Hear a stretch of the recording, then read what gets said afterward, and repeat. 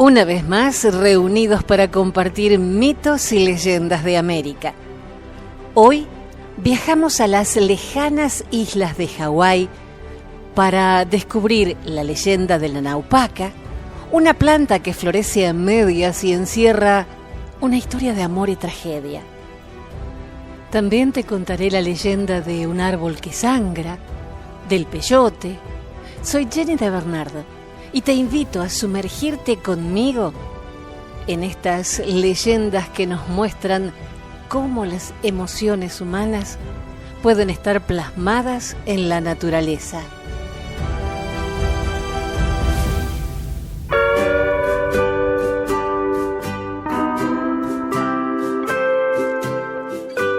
La flor naupaca crece en Hawái. Su leyenda relata que hay dos variedades de naupaca. Una que crece cerca del mar, llamada Naupaca Kahakai. La otra en la montaña se llama Naupaca Kawihiwa. Cada una tiene lo que parece ser la mitad de una flor, y cuando se colocan juntas, forman una flor perfecta. Hay varias leyendas sobre estas curiosas flores. Una historia habla de dos amantes separados para siempre por la ira vengativa de la diosa del volcán Pele. Se cree que la casa de Pele es Halema Umaukrate Hala Maumau Crater, en la cima del Kilauea, en la isla de Hawái. Pele tenía una hermana muy hermosa y cariñosa, la princesa Naupaca, de quien estaba celosa porque la gente la amaba. Un día la princesa Naupaca estaba caminando por la playa y notó a un joven muy guapo parado en el agua. Cuando sus miradas se encontraron, él sonrió y le dijo que su nombre era Kawi, y ella se enamoró instantáneamente de él. Naupaca fue a ver a su hermana Pele para pedirle permiso para casarse con Kawi. Pele le dijo que iría a la playa al día siguiente para encontrarse con el joven y que entonces tomaría su decisión. Al día siguiente, cuando Pele vio a Kawi, lo encontró muy agradable y decidió que lo quería para ella. Pele le dijo a Kawi que tenía que irse a vivir con ella. Pero él respondió: no puedo, porque conocí a tu hermana, la princesa Naupaca, y la amo. Enfurecida, Pele persiguió a la pareja hasta la montaña, arrojándoles lava ardiente. La princesa Naupaca tomó una flor de su cabello, la partió en dos y le dio la mitad a Kawi. Las otras hermanas más amables de Pele se apiadaron del joven y lo transformaron en la montaña Naupaca, la misma flor que la princesa llevaba en el pelo. Luego, Pele volvió su amenaza contra su hermana, persiguiéndola hasta el océano. Una vez más sus hermanas intervinieron y transformaron a la princesa en Beach Naupaca. Ambas plantas de Naupaca existen hoy, una en la orilla y la otra en las montañas, cada una floreciendo como medias flores. Se dice que los amantes pueden reunirse cuando la flor del Naupaca Kawihiwi y el Naupaca Kahakai se unen después de haber sido recogidas.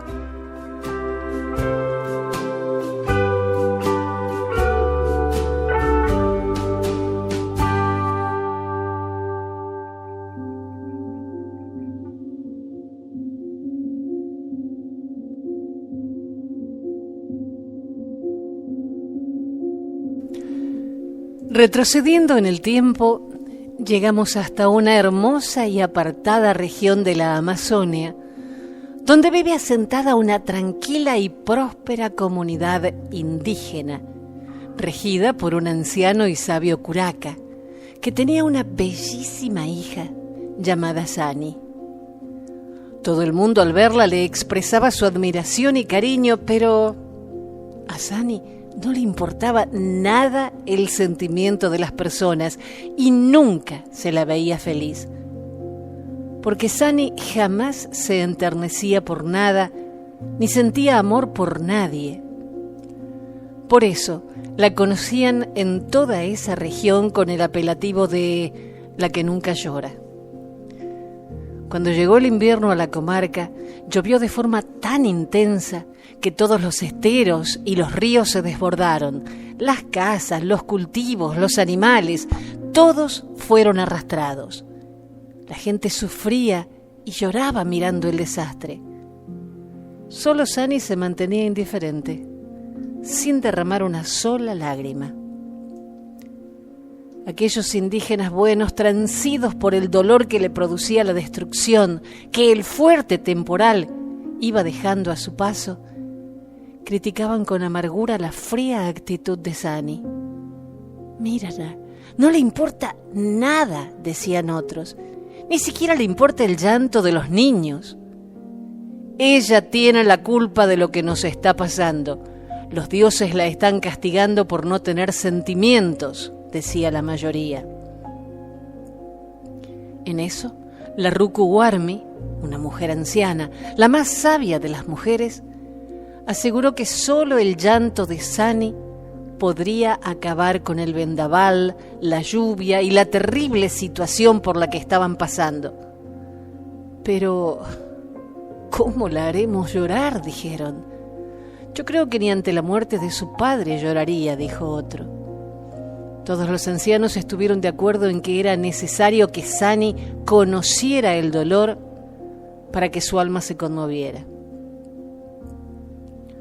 Un nublado día, mientras la muchacha caminaba por el bosque en dirección a su casa, se le apareció una anciana y suplicante le dijo: «Por favor, ayúdame a recoger ramas secas, pues tengo que calentar la choza donde está mi nieto enfermo y tiritando de frío».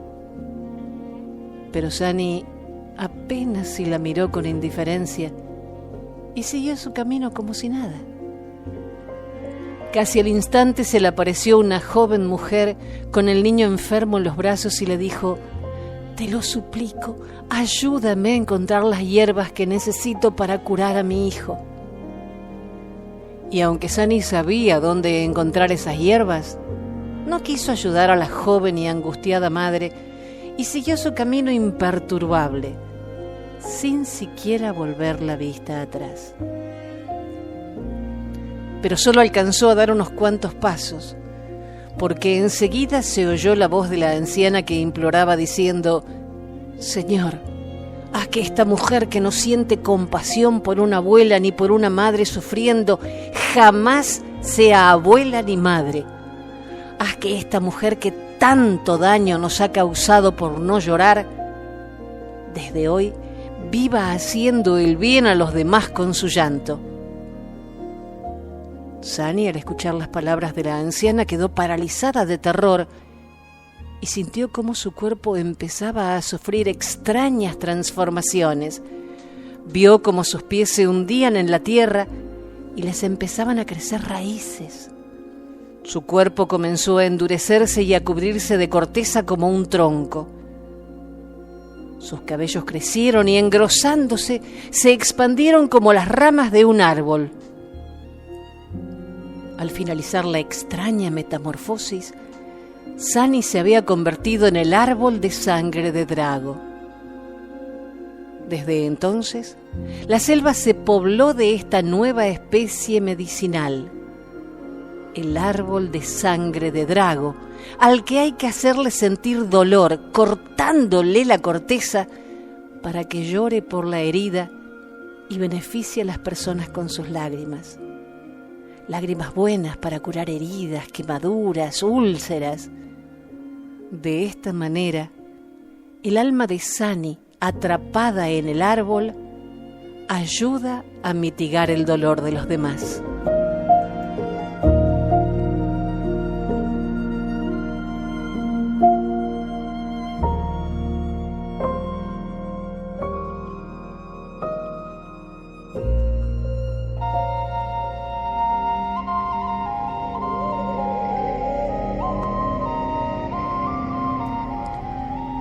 Los Wixárika o Wixaritari, conocidos en español como huicholes, son un grupo étnico mayoritario de la Yesca y la Sierra del Nayara en el estado de Nayarit y en los municipios de Mezquitic y Bolaños en el norte de Jalisco, México.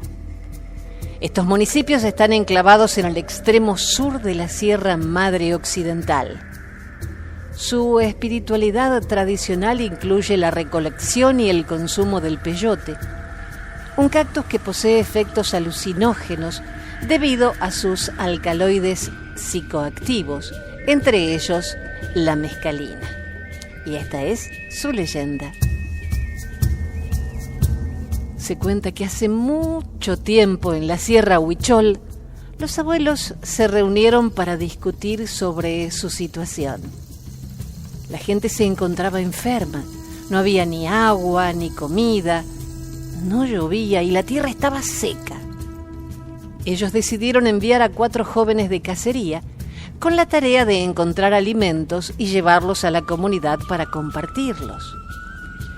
Cada uno de los jóvenes representaría un elemento: fuego, agua, aire y tierra. Los jóvenes comenzaron la jornada, cada uno cargando su arco y flechas. Caminaron durante días, hasta que una tarde salió detrás de unos arbustos un venado grande y gordo. Los jóvenes se encontraban exhaustos y hambrientos, pero cuando vieron al venado se olvidaron de todo y comenzaron a correr tras él sin perderlo de vista. El venado miró a los jóvenes y sintió compasión por ellos.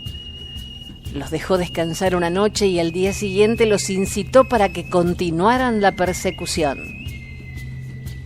Pasaron muchas semanas antes de llegar a Wirikuta, en el desierto de San Luis, camino sagrado de los huicholes.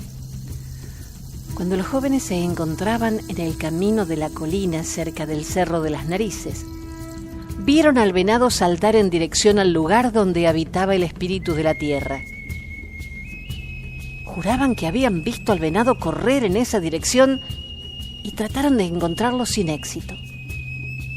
De repente, uno de los jóvenes disparó una flecha que cayó dentro de la figura de un venado, formada por las plantas del peyote que había en la tierra, que con el sol brillaban como lo hacen las esmeraldas, mirando hacia una sola dirección. Los jóvenes se encontraban confundidos por lo que había pasado, pero decidieron cortar las plantas con la figura del Marratutuyari, el venado, para llevarlas al pueblo. Después de caminar durante varios días, llegaron a la montaña Huichola, donde todos les estaban esperando. Dirigiéndose inmediatamente a los ancianos, les contaron su experiencia. Los ancianos comenzaron a repartir el peyote entre la población y después de un tiempo no sintieron más hambre o sed. Desde entonces, los huicholes adoran al peyote, que al mismo tiempo es venado y maíz, su espíritu guía. Así que cada año desde entonces continúan peregrinando, manteniendo la ruta viva desde la Sierra Huichola hasta Wirikuta para pedirle a los dioses comida y salud para su gente.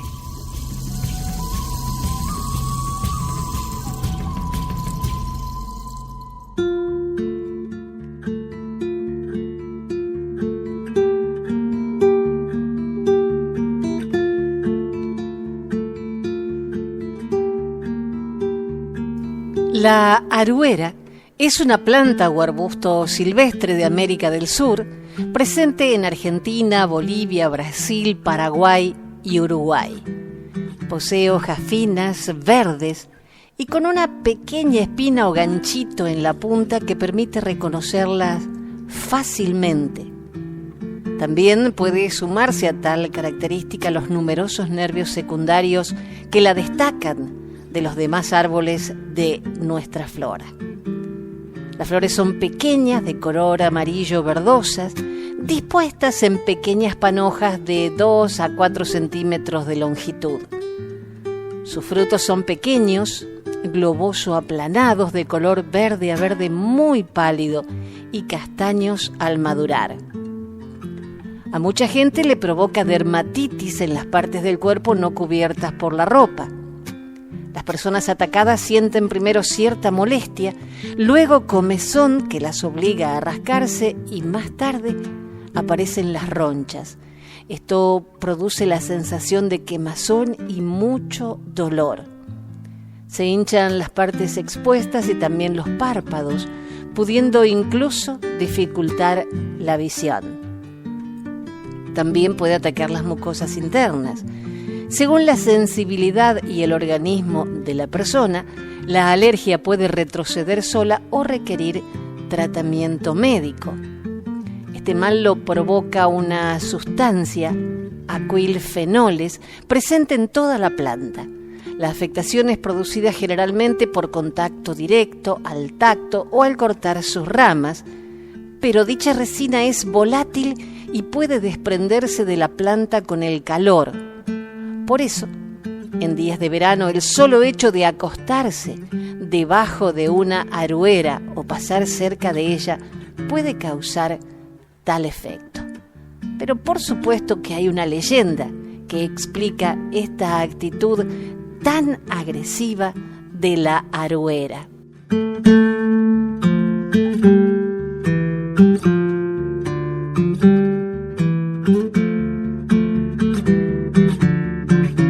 Se dice que Aruera era una joven indígena cuyo corazón fue roto una y otra vez.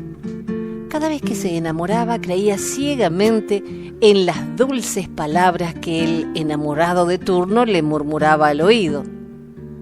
Pero los que la enamoraban la traicionaban una y otra vez. Aún así, ella creyó en el amor infinitas veces, hasta que un día se hartó de tantas mentiras. Ese día juró que ya no creería más en las palabras de nadie. Así, su sentimiento se convirtió en amargura y luego en veneno. El veneno que la llevó a la muerte. Según la leyenda, Aruera habría regresado reencarnada en un árbol, acompañada por el veneno que inundaba su corazón, que la llenaba de amargura. Aruera llora. Sus lágrimas caen cuando se acerca a un hombre, cuando descansan en su sombra o le cortan un leño. Todos sufren las consecuencias de su veneno. Por tal motivo, los que la conocen siguen engañando a Aruera. Le mienten para saludarla y salvarse de su veneno. Escucha bien, si tú la saludas amablemente, te librarás de su veneno. Pero como se volvió tan desconfiada, hay que saludarla al revés para que ella entienda lo que se le quiere decir realmente. Se le dice buenas noches durante el día y buenos días durante la noche.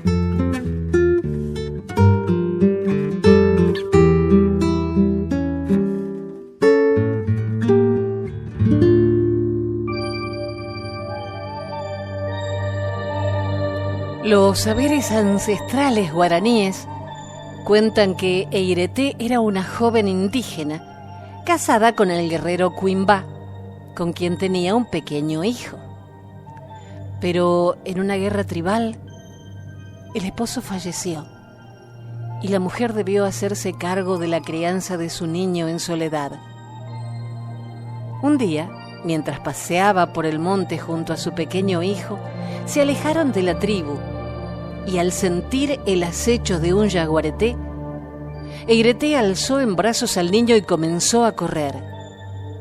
Ante la desesperación de la joven, el dios supremo Tupá decidió ayudarla y la orientó hacia la espesura del monte a través de los arbustos de espinillos que se fueron haciendo cada vez más frondosos e impidieron el acceso del animal. Las espinas y las ramas del espinillo evitaron que el yaguareté lastime a Eireté y su hijo, quienes se quedaron dormidos entre los arbustos hasta que el animal se retiró. ante el paso de las horas y la llegada del frío, Tupá ordenó al sol que con sus rayos brinde calor a la joven indígena y su niño, quienes pudieron descansar al resguardo y el cobijo de las plantas. Cuando despertaron, Eireté y su hijo pudieron volver sanos y salvos con su tribu. Y desde ese entonces, las flores del espinillo concentran el dulce perfume de la joven indígena y presentan su característico color dorado, brindado por el calor del sol.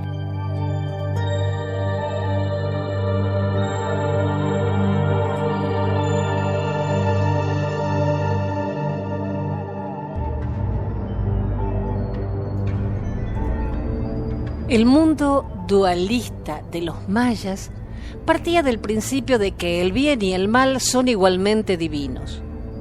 Los dioses del bien estaban en constante lucha con el dios del mal, pero eran tan inseparables unos de otros como el día y la noche.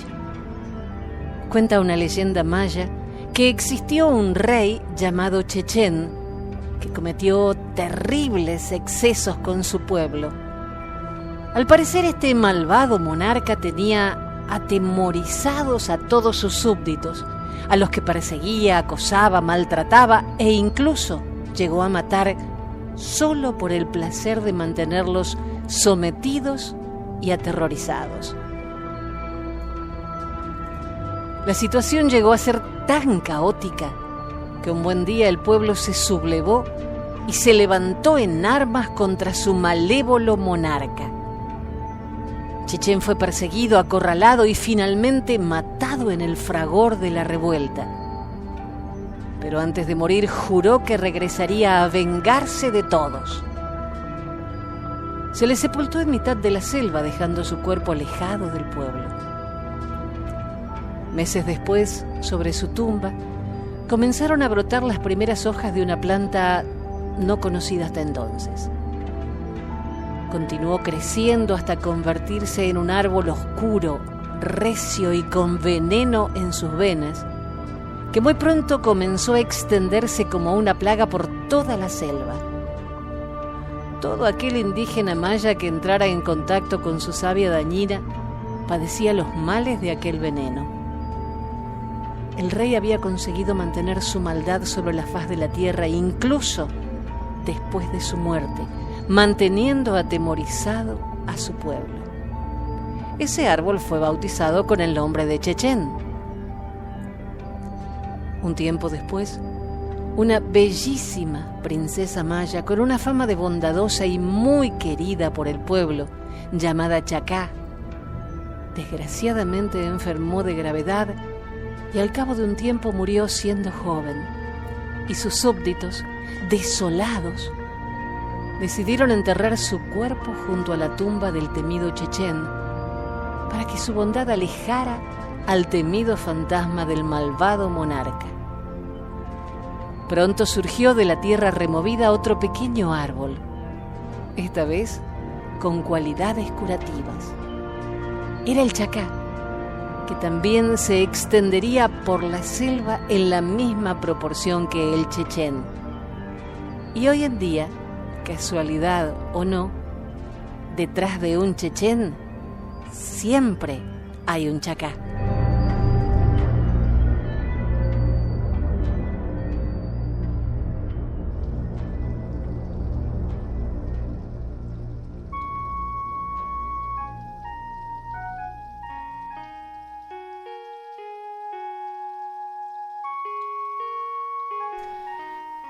¿Alguna vez has pedido un deseo al soplar un diente de león?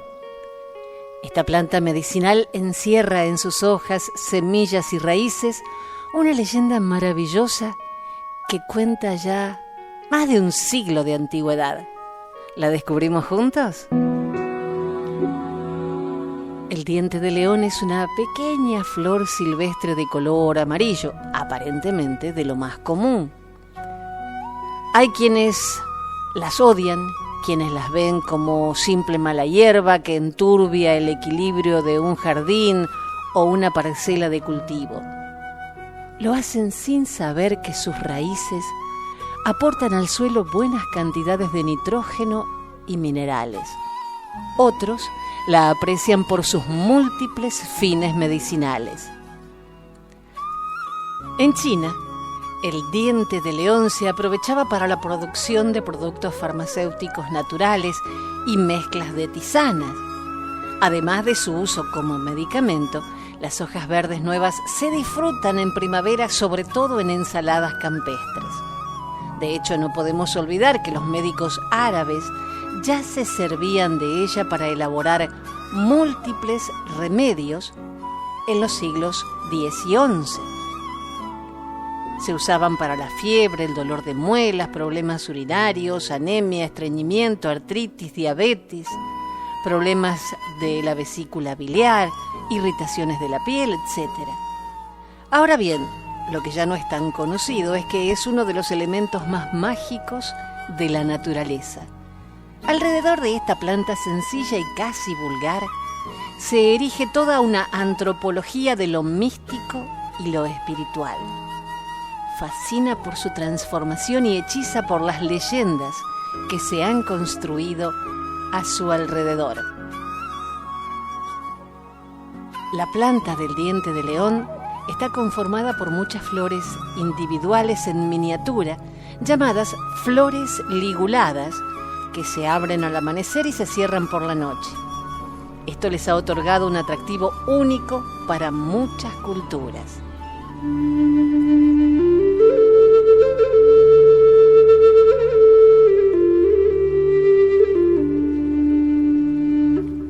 Cuenta la leyenda que los ángeles de la naturaleza se reunieron un día para que cada uno decidiera qué elemento era al que querían representar. En ese universo de los bosques, las praderas y las montañas, cada cual debía revelar cuál era su ser favorito y por qué. Muchos tenían ya clara su respuesta. Algunos eligieron los ríos, los lagos o los arroyos. Muchos optaron por elegir algún tipo de árbol. Álamos, chopos, encinas, olmos, pinos. Abundaban los ángeles de las rocas, los que designaron como su elemento favorito la obsidiana, el cuarzo, la diorita, la milonita, etc. Así, y como era de esperar, muchos de estos seres mágicos eligieron innumerables flores para ser sus protectores, representarlas y cuidarlas. Sin embargo, entre toda esa congregación de ángeles de la naturaleza, hubo uno que era conocido por su indecisión. No sabía qué elemento elegir y aunque tenía claro que su predilección eran las flores, no sabía por cuál optar. Así que decidió hablar con todas ellas. Se dice que en el reino de las flores, la mayoría de ellas son petulantes. Nuestro ángel indeciso estuvo una semana dialogando con cada una. El tulipán, por ejemplo, le contó que su deseo era vivir en los jardines de los castillos para que príncipes y princesas admiraran su belleza. Cuando habló con las rosas, obtuvo un comentario semejante. Se enorgullecían de su fragancia y ansiaban estar en las tierras más refinadas para conquistar con su perfume a las personas más selectas. Dalias, peonias, hortensias, lirios, la mayoría de las flores resultaron ser egoístas y engreídas. Ninguna lograba cautivar al ángel de la naturaleza. Hasta que, en un momento dado, sentado en una roca, descubrió una flor amarilla discreta, sencilla, pero de tono optimista. Cuando empezó a hablar con ella, descubrió una criatura sencilla que no deseaba vivir en otro lugar más que donde el viento la llevara. Amaba la tierra, el cielo, la lluvia y cada elemento de la naturaleza. No pedía más. El ángel no dudó en reunirse con sus compañeros para anunciar su elección, el diente de león. Cabe señalar que el resto de los ángeles no entendieron por qué había elegido una flor tan discreta, sencilla y vulgar. Él no dudó en defenderla. El proceso de transformación del diente de león simboliza el sol, la luna y las estrellas. Esta planta fascinante nace siendo una bola de fibras amarillas, muy semejante al astro que nos da la vida. Más tarde, adquiere una forma redonda, esponjosa y de color plateado, como la luna en las noches de verano.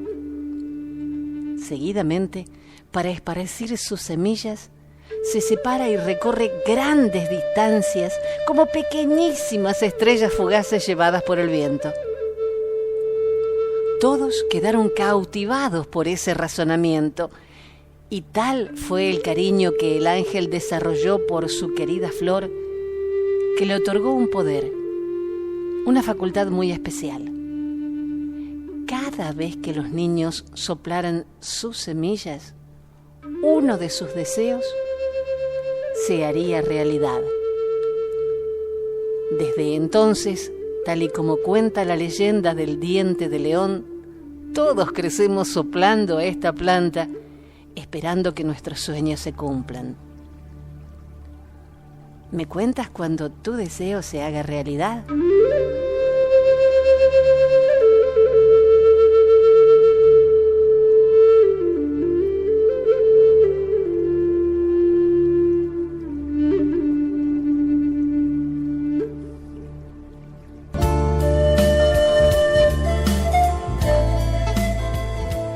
Así concluye nuestro encuentro por hoy con la emotiva historia de la naupaca, un relato de amor que dejó huella en la flora de Hawái, del árbol de sangre de drago, del peyote y de otras plantas que pueblan nuestro continente. Si este episodio te hizo reflexionar, no dudes en compartirlo y seguirnos en nuestras redes sociales. Nos encontraremos pronto en otro episodio de Mitos y Leyendas de América, donde seguiremos recorriendo el mundo a través de los mitos de la naturaleza.